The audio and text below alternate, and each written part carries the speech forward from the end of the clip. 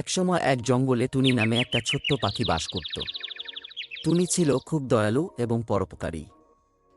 সর্বদা অন্যদের সাহায্য করার জন্য জঙ্গলের সবার কাছে টুনি বেশ পরিচিত ছিল। টুনি নতুন বন্ধু তৈরি করতে পছন্দ করত এবং বনের সমস্ত প্রাণী তাকে পছন্দ করত। এমনই একদিন সকালে টুনি লক্ষ্য করল একটি হরিণ কি যেন করছে।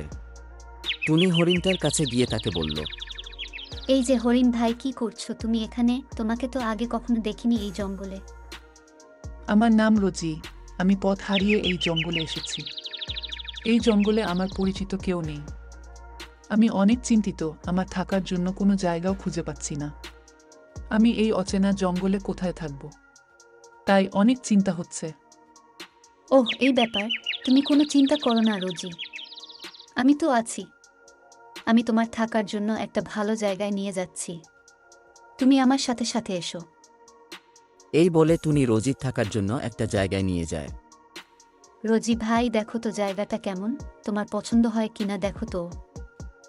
ওয়াও টুনি ভাই, জায়গাটা খুব সুন্দর, আমার খুব পছন্দ হয়েছে। তাহলে তুমি এখন থেকে এখানেই থাকতে পারবে। তোমাকে অনেক অনেক ধন্যবাদ টুনি ভাই। ধন্যবাদ দেওয়ার কি আছে এখানে, এটা তো আমার দায়িত্ব ছিল। তাহলে আজ থেকে আমরা বন্ধু। ঠিক আছে টুনি, আজ থেকে আমরা দুজন বন্ধু।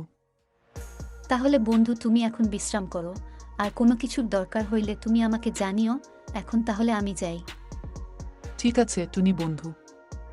সবাইকে সাহায্য করতে আমার অনেক ভালো লাগে। সবাই কত খুশি হয়, আর তাদের খুশি দেখে আমারও অনেক ভালো লাগে। আরে কবুতর ভাই, ওখানে কি হয়েছে দেখি তো গিয়ে। আরে কবুতর ভাই, কি হয়েছে তোমার? মনে হচ্ছে তুমি অনেক চিন্তিত।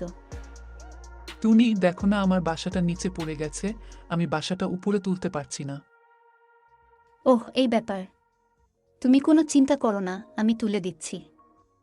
আরে এখানে কি করছে টুনি আর কবুতর? দেখি তো চুপ করে।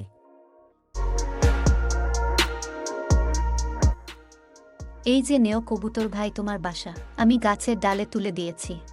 তোমাকে অনেক ধন্যবাদ টুনি ভাই, তুমি না থাকলে আমাকে হয়তো বাসা ছাড়াই থাকতে হতো।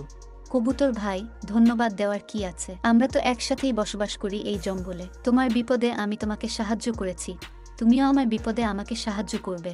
আর সবচেয়ে বড় কথা হলো, আমরা তো বন্ধু, আর বন্ধুর বিপদে তো বন্ধুই পাশে থাকে। টুনি, তুমি সত্যি খুব ভালো। তাহলে বন্ধু, তুমি এখন বিশ্রাম করো। এখন আমি তাহলে যাই। ঠিক আছে টুনি ভাই। ও তাহলে এই ব্যাপার। টুনি তো দেখছি অনেক জনপ্রিয় হয়ে যাচ্ছে। এইভাবে চলতে থাকলে তো সবাই টুনিকে ভালোবাসবে, তাকে সম্মান করবে। এমনটা তো হতে দেওয়া যাবে না। কিছু একটা করতে হবে। কি করা যায়? একটা বুদ্ধি এসেছে। টুনির নামে মিথ্যা অপবাদ ছড়িয়ে দিতে হবে। টুনির মতন এমন বন্ধু সবার থাকা দরকার। সে আমাদের অনেক উপকার করে। হ্যাঁ কবুতর ভাই, আমার ছোট্ট বাচ্চাটা একদিন উড়তে উড়তে হারিয়ে গিয়েছিল। তখন টুনি পাখি আমার বাচ্চাটাকে দেখতে পেয়ে আমার কাছে ফিরিয়ে দিয়েছিল। তোমরা সবাই ভুল করছো। টুনি মন থেকে কারো উপকার করে না। সে সবার কাছে ভালো সাজার জন্য এইসব উপকার করার নাটক করতেছে। কাক, তুমি টুনির সম্পর্কে এমন কথা বলতে পারো না। সে আমাদের অনেক উপকার করে। হয়তো সে এই জঙ্গলের রাজা হতে চায়, তাই সে সবাইকে এমন উপকার করছে।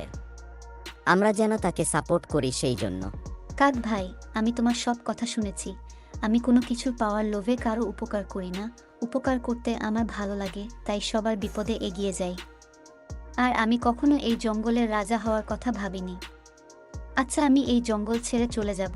আমি তো এটাই চেয়েছিলাম, টুনি যেন জঙ্গল থেকে চলে যায়, আর সবাই যেন আমাকে সম্মান করে, আমার কথা শোনে। যাই এখন শান্তিতে একটু খাবার খেয়ে আসি। আহা, আমার কি যে আনন্দ হচ্ছে আজকে। টুনি জঙ্গল থেকে চলে যাবে। সর্বনাশ! কাকের পিছনে একটা শিয়াল। দেখে তো মনে হচ্ছে কাককে ধরতে আসতেছে। কাক ভাই, তোমার পিছনে একটা শিয়াল, গাছের ডালে উড়ে যাও। কাক ভাই, তুমি ঠিক আছো? টুনি, আমাকে তুমি ক্ষমা করে দাও। আমি তোমার নামে মিথ্যা অপবাদ দিয়েছি। আমি হিংসা করতাম তোমাকে দেখে। আজকে আমি বুঝতে পেরেছি তুমি মন থেকেই সবার উপকার করো। আমাকে তুমি ক্ষমা করে দাও টুনি ভাই। ক্ষমা চাওয়ার কিছু নেই কাক ভাই, এখন অতীতের কথা ভুলে যাও। ভুল তো আমরা সবাই করি। সত্যি টুনি, তুমি অনেক উদার মনের।